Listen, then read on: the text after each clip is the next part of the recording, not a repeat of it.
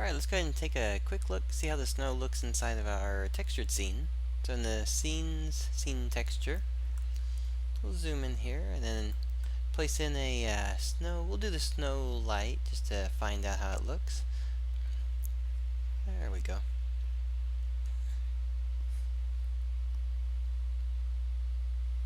So you can kind of tell, of course we do a little bit different of a background for the skybox.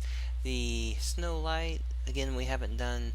I'm just going to go ahead and add it in here real quick. The color over lifetime. We'll go ahead and fix this real fast.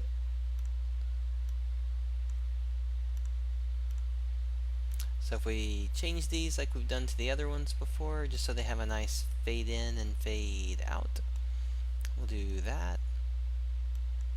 Set this one to, I'm going to set this actually to 75 so that it stays on screen a little bit longer before it disappears. And then the other one will do 25. Alright, so then you can kind of see it and just kind of take a look at it, see what you think. Comes down, it's got a nice fade in from the top, so even if you're looking up, you don't really feel like you're seeing where it starts from.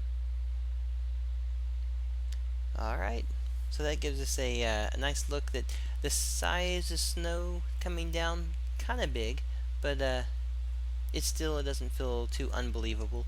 And if you had some texture with some snow banks and snow drifts here and there, then it just kind of continue to give you that nice sense that this winter scene. Alright, so there you go. Be sure that you test these out with this scene or a scene that you have. Always make sure that your scale is working correctly for the environment that you're working with.